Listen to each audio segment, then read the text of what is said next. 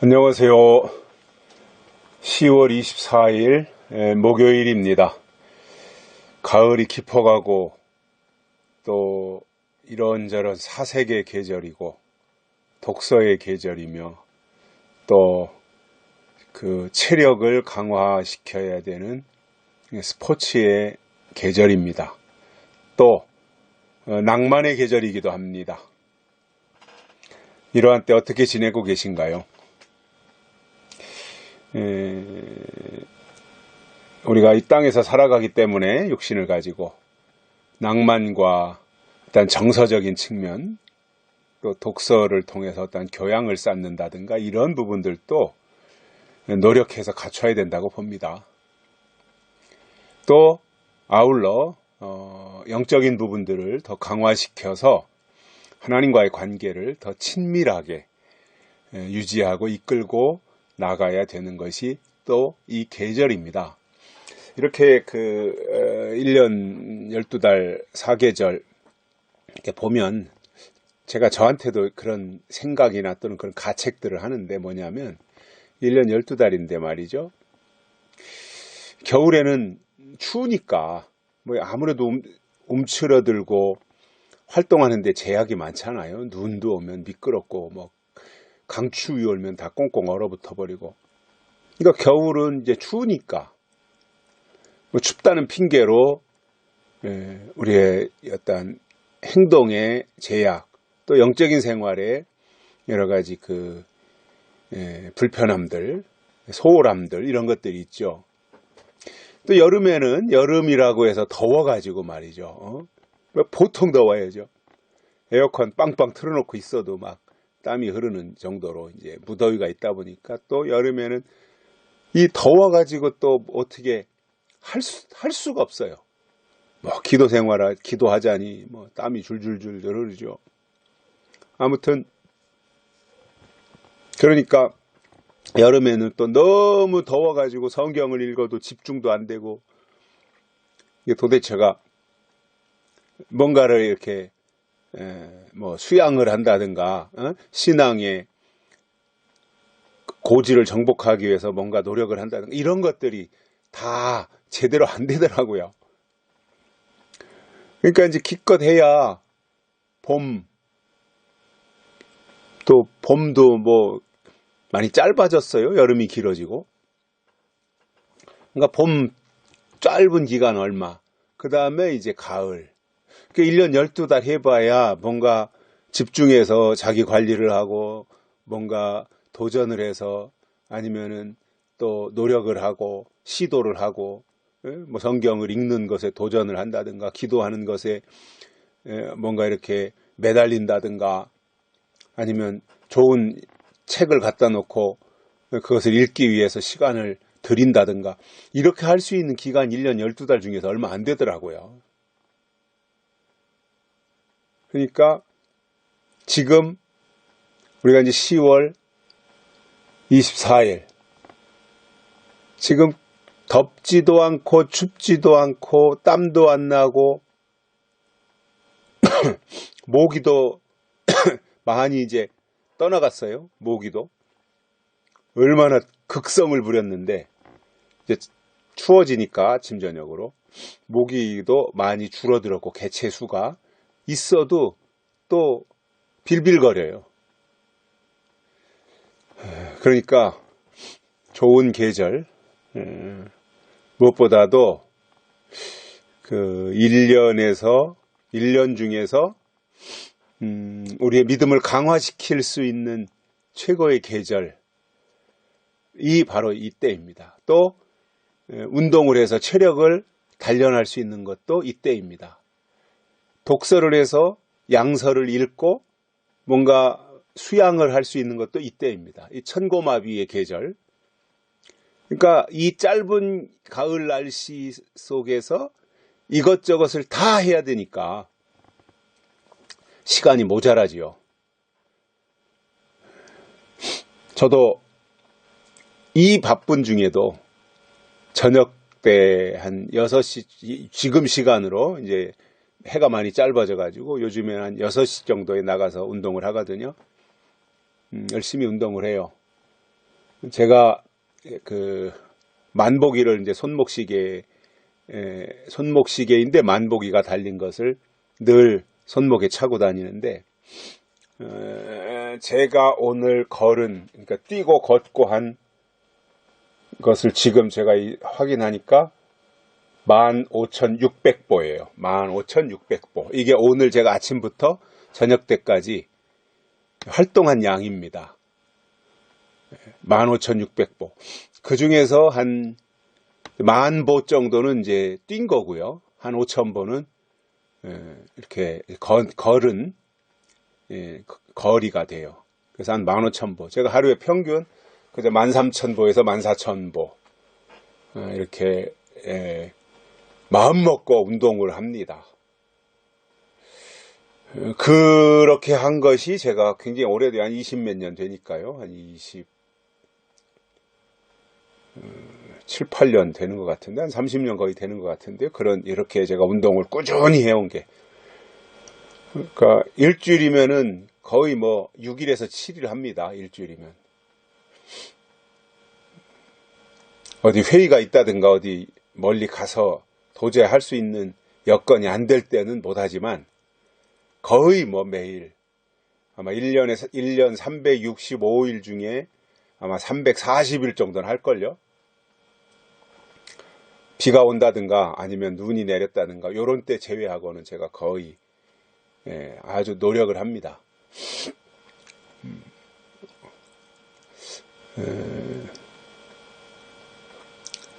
또 뭐 성경도 봐야지요. 또 말씀도 묵상해야지요. 큐티 이런 거 해야지요. 또 제가 이제 인터넷 신문사 운영하고 있으니까 인터넷 신문사 관리해야지요. 또 기자로서도 또 활동을 해야지요. 사람들 만나야지요. 또 뭐 아무튼 이런저런 일들로 사실상 굉장히 분주한데, 아무튼 그 가운데 제가 시간을 쪼개가지고 아주 활용을 잘 하려고 노력을 합니다. 세월을 아끼라고 했는데 바울도 그야말로 참 세월을 아끼기 위해서 노력을 하는데, 그런데도 시간이 참 빠르고요. 또 별로 이렇게 한 것이 없는데 자랑할 것도 없고 내놓을 것도 없고, 그러면서 이렇게 세월만 보내고 있다라고 하는 일단 가책도 가지며 살고 있습니다. 주의 일을 해야 되는데 나름대로는 참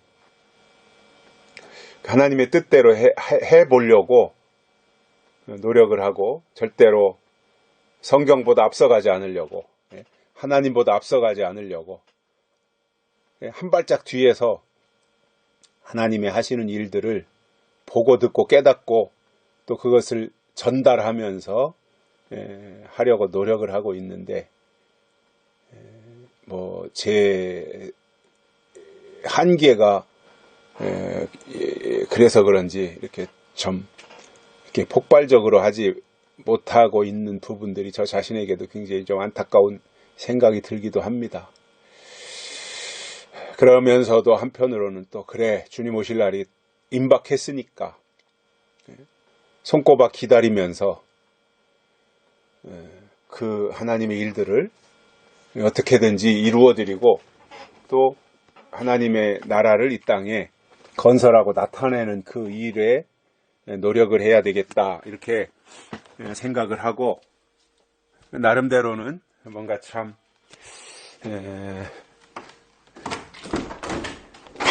발버둥을 친다 그러나요? 몸부림을 친다 그래야 되나요? 이제 그렇게 하는데, 사실상 이게 좀 뭔가 손에 잡히는 것도 있고, 결과물들이 빨리빨리 나오면 뭐 그런 데서 또 얻는 위로나 만족이나 또 그 힘이 솟구칠 텐데, 또 그런 거는 또 마음대로 안 되고, 결과물은 또 내놓을 것은 없고, 그러다 보니까 또 어떠한 스스로 한계를 느끼고 이렇게 또 할 때도 있는데 그것도 극복하려고 뭐 저는 오랫동안 그런 걸 가지고 고민을 안 하니까 그러면서 저는 뭐 예수님이 내일 모레 오시는 건 아니지만 그러나 여러 가지 모든 성경의 징조 세상 돌아가는 사건들을 볼 때 매우 임박했다라고 하는 것에는 저는 분명한 생각을 가지고 있습니다. 설령 제가 표현을 안 하고 또 그러한 것들에 대해서 제가 강조를 안 하는 부분이 있는지는 모르겠지만 제 속에는 예수님의 재림이 그야말로 임박했다. 뭐 이렇게밖에 표현할 말이 없어요. 그렇다고 해서 뭐 예수님이 한 달 후에 오십니다. 두 달 후에 오십니다. 이렇게 뭐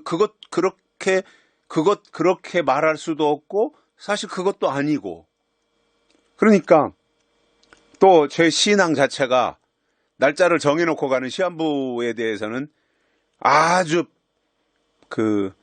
알러지 반응을 일으킬 정도로 배타적이거든요. 그 부분에 대해서는. 그렇기 때문에 일단 날짜 영매이거나 이런 것들은 아주 싫어하는 거기 때문에 더더군다나 그렇게 하지 않고 그러니까 할 수 있는 최선의 표현이 뭐냐면 임박했다라는 거죠. 예수님이 이 땅에 오실 시간이 임박했다. 그런데 이제 제가 이렇게 표현하는 것에 대해서 또 좀 더 확실하게 말해주지 왜 그렇게 말하느냐 두루뭉술하게 이렇게 생각하는 분들도 계실지 모르겠어요. 근데 제가 어떻게 그거를 저도 모르지만 한 달 후에 오시는지 6개월 후에 오시는지 저도 모르지만 또 그거에 대해서 설령 제가 영감이 뛰어나서 안다고 한들 그 말을 할 수 있겠냐는 거예요. 못하잖아요. 그것은 저는 그렇게 생각이 들어요. 약속의 말씀, 요한계시록이라고 하는 진리의 말씀이라고 하는 것을 확고부동하게 내 심령에 받아서 이거는 변함없는 하나님의 말씀이고 이 약속의 말씀이고 예언의 말씀이고 이게 진짜 이 시대에 주신 하나님의 말씀이라고 하는 것이 저도 그렇고 딴 분들도 그렇고 이렇게 신앙생활하는 분들이 여러 분들이 그러한 생각들을 확고부당하게 그 속에 가지고 있다면 그리고 그 말씀에 붙잡혀서 신앙생활하고 있다면 하나님 앞에 기도하면서 하나님 성경이 이렇게 말씀하고 있는 이런 부분들 예수님이 오실 때 이런 일들이 있다고 계시록에서 말씀하고 있는데 예수님이 오실 시간이 지금 어디쯤 진행이 되고 있습니까? 예수님이 오실 시간이 얼마나 남았습니까? 이런 것들에 대해서는 개인적으로 성경을 토대로 해서 개인적으로 기도해서 하나님 앞에 어느 정도 윤곽을 응답으로 받아가지고 있을 수는 있다고 봅니다. 저는 각자가. 그러나 그것을 앞에 서서 말할 수는 없다고 봐요. 왜냐? 그것은 하나님이 하실 일이에요. 하나님이 주권이라는 얘기예요. 주권을 침해할 수는 없잖아요. 알지도 못하지만 사실 안다고 한들 주권을 침해할 수는 없다는 거죠. 그렇기 때문에 제가 다른 분들보다 조금 계시록에 대해서 깨달음이 있고 다른 분들보다 조금 이 예수님이 다시 오시는 것에 대해서 관심과 기대를 가지고 또 그거에 대해서 깨달은 것들을 기회 될 때마다 말씀을 증거하게 되는데 그때마다 저는 성경 계시록에서는 지금 때에 대해서 이렇게 말한다. 인을 떼고 나팔을 불고 대접을 쏟고 그거에 대해서 제가 설명을 하는 거예요. 설명을 이렇게 진행이 된다. 첫째 나팔 불면 둘째 나팔 불고 둘째 나팔 불면 셋째 나팔 불고 이렇게 나팔이 점진적으로 진행이 된다. 그게 성경에 말하니까 그리고 뭐 넷째 나팔 불 때 또는 다섯째 나팔 불 때 또는 여섯째 나팔 불 때 그 나팔을 불 때 이러한 일들이 일어난다고 계시록에서 말하고 있으니까 이 다섯째 나팔은 황충이가 나오고 다섯째 나팔은 이런 일들이 나오고 다섯째 나팔은 음녀이고 다섯째 나팔은 바벨론이 나오는 것이고 다섯째 나팔은 거짓 선자가 나오는 것이고 이런 것에 대해서 성경에 충실하게 좀 설명한 거예요. 그러면서 저는 이렇게 지금 진행이 되고 있으니까, 계시록에 구체적으로 이렇게 진행이 되고 있으니까 예수님이 오실 시간이 임박했다라는 거죠. 저는 그게 제가 할 수 있는 최선을 다한 거라고 저는 생각을 해요. 그리고 그 말씀을 받아서 뭔가 예수님이 언제쯤 오실까에 대해서 정말 궁금한 분들이 있다면 저를 통해서 들은 말씀을 붙잡고 하나님 앞에 기도하시라니까요.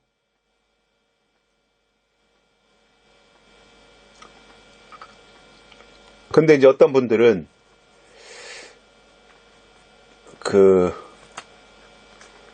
제 속마음을 모르고 또 제 생각이나 제 의도와는 다르게 말하는 분들이 계시다라고 하는 것을 저도 알고 있습니다. 그러나 표현을 그때그때 어떻게 하느냐가 중요한 게 아니라 그 사람 속에 가지고 있는 중심이 중요하고요. 그 사람의 신앙관이 어떠냐, 그게 중요한 거지.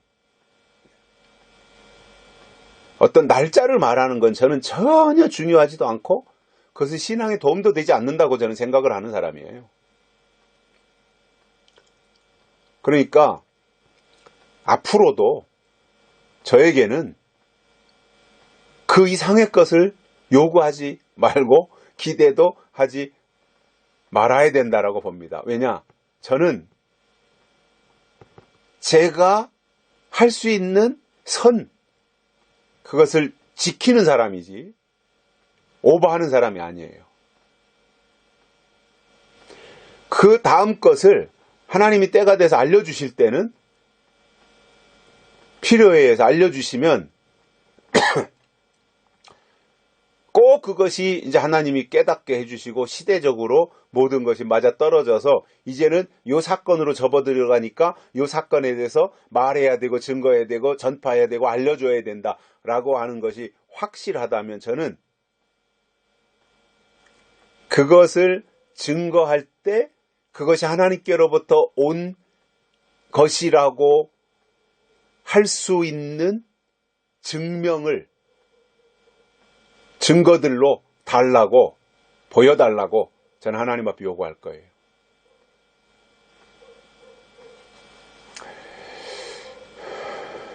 그래서 저는 제 위치에서 제가 할 수 있는 일에 최선을 다하고 있다라고 생각하는 거예요. 저는 또 그렇게 하고 있어요. 노력하고 있고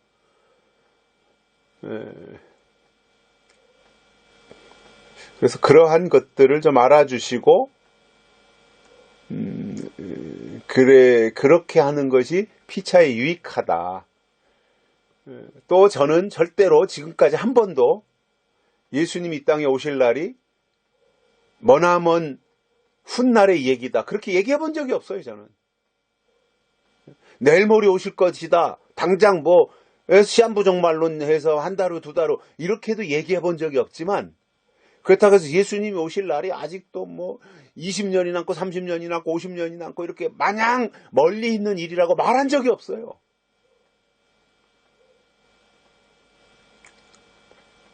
다만 좀 전에도 설명했듯이 계시록을 설명하다 보면 특히 나팔 같은 데서는 첫째 나팔은 이런 사건, 둘째 나팔은 이런 사건, 셋째 나팔은 이런 사건 이렇게 설명하는 사건의 내용들이 있으니까 그거는 그대로 설명하는 거죠. 근데 그거를 설명을 듣다가 저 사람은 지금 아직 나팔도 못 갔다고 설명하네. 저 사람은 지금 이제서 첫째 나팔 갔다고 설명하네. 저 사람은 이제서 둘째 나팔 지나가고 있다고 설명하네. 이렇게 생각하시지 말라는 거예요. 제 의도는 그게 아니거든요. 성경을 성경으로 계시록에 있는 그 내용 그대로를 저는 설명을 하는 거예요. 그 사건 자체를. 그런 거지. 제가 예수님의 재림이 아직도 머나먼 훗날의 이야기다. 아직도 몇십 년 뒤의 이야기다. 저는 그렇게 생각하지도 않습니다. 저는 예수님의 재림이 매우 임박했다라고 생각하는 사람입니다.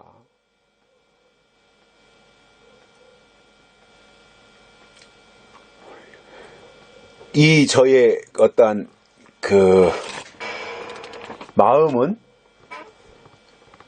아시고 제가 한 번씩 말씀을 증거하는 시간에 그렇게 이해를 하시면 피차에 유익하지 않을까 생각을 합니다. 저는 현재 지금 입장에서 생각하는 것이 뭐냐면 하나님이 하실 일이 있고 우리가 해야 될 일이 있다 생각해요. 하나님이 하실 일이 있고 우리가 할 일이 있다. 우리는 우리가 할 일을 최선을 다해서 하면 되는 거지 하나님이 하실 일을 월권하면 안 됩니다. 하나님이 하실 일은 하나님이 하시는 거고 우리가 할 일만 우리는 충실하면 돼요. 우리가 할 일을. 그러면 우리가 할 일에 충실하다가 때가 되면 하나님께서 우리에게 깨우치셔서 또 그 다음 일을 하게 하시지 않겠어요? 또 그 다음 일을 하게 하시고 깨닫게 하셔서 그렇게 믿음을 키우고 점령해 가는 거잖아요.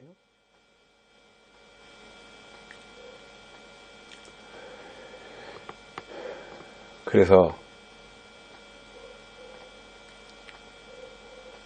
저는 하나님의 일들을 우리가 최선을 다해서 지켜나가야 된다. 한 사람도 낙심하거나 또 실족하는 사람이 생겨도 안 되고 우리가 지혜롭게 말하고 행동하고 해서 다른 사람들의 우리 주변에 있는 믿음이 연약한 사람들에게 영적으로 신앙적으로 도움을 줘야지 상처받게 해서는 안 된다. 한 영혼이라도 본인들이 싫어서 떠나가는 거야 어쩔 수 없지만 그 영혼들이 실족하거나 상처받게 해서는 안 된다. 지금 임박한 재림을 앞두고 있는 시점에서 그렇다 말입니다. 저는 그 정도로 생각하고 있는 거예요.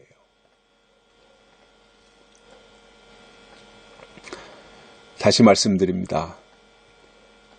제가 예수님의 재림과 관련한 저의 신앙은 예수님이 오실 시간이 매우 임박했다라는 겁니다. 뭐 좀 다른 얘기들로 길게 왔는데 이것도 다 도움이 되는 이야기죠. 그죠? 에베소서 6장 19절입니다.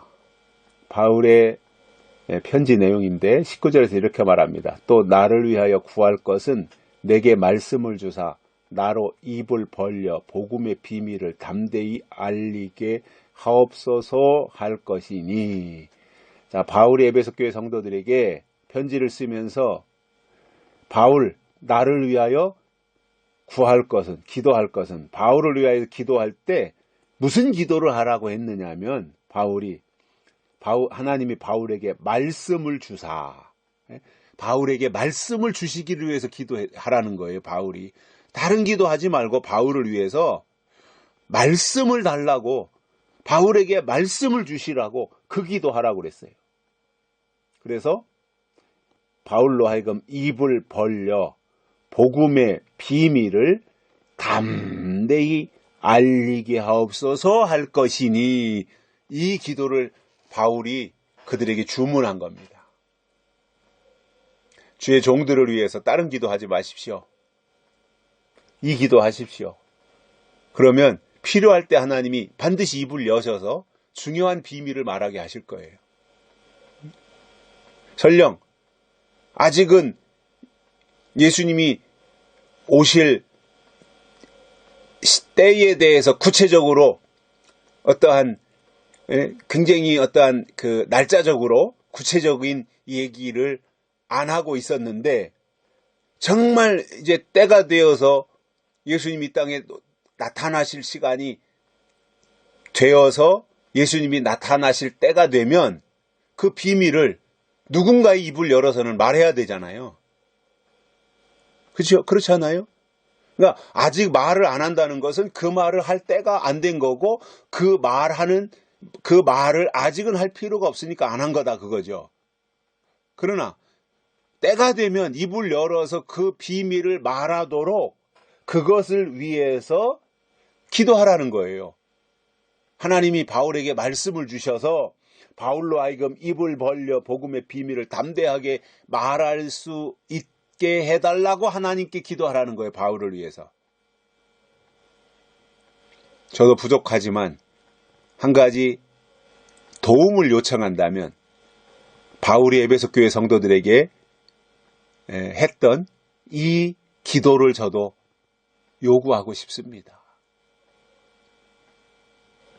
하나님이 그 입을 여셔서 그 입에다가 하나님의 말씀을 물려주시고 그리고 그 말씀을 담대하게 그 비밀을 외치고 말할 수 있도록 선포할 수 있도록 그의 입에다가 하나님의 말씀을 담아달라고 하나님의 비밀을 담아달라고 예수님이 다시 오시는 것과 관련되어진 마지막 비밀 이제 이 마지막 한 일에 남은 이 사건의 비밀을 입에다 담아달라고 그 기도를 하라는 것을 바울이 요구했던 겁니다. 우리가 기도할 것 많이 있지만 앞에서 말씀을 증거하는 종들을 위해서는 이 기도 하셔야 됩니다. 다른 기도 하지 마십시오. 종들을 위해서는. 그래서 말씀을 입에 담아주셔서 그 입이 열려져 가지고 마지막 하나님의 비밀을 담대하게 말할 수 있게 해달라고.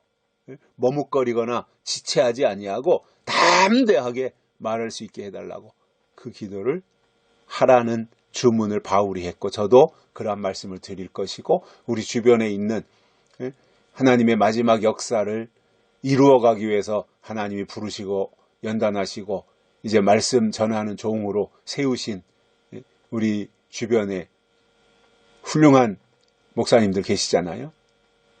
그분들을 위해서 기도해야 되는데 기도할 때 이렇게 하라는 거예요. 기도의 내용에 이것이 담겨지라는 거예요. 그 다음 일은 하나님이 하실 거예요. 하나님이 필요하면 그 입술을 여실 거예요. 그때까지 기다리세요. 필요하면 하나님이 그 입술을 여실 거 아니에요.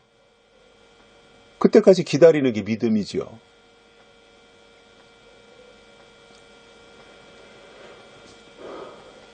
그렇게 그러한 자세를 가지고 오늘 또 에베소 교회 성도들이 바울을 위해서 기도했던 것처럼 이러한 기도의 자세로 오늘 하루도 살아가시고 무엇보다도 이 깊어가는 가을 좋은 태양빛 많이 쪼이면서 우리의 몸과 마음이 그리고 영이 늘 강건케 되시기를 바랍니다. 오늘 여기까지 합니다. 고맙습니다.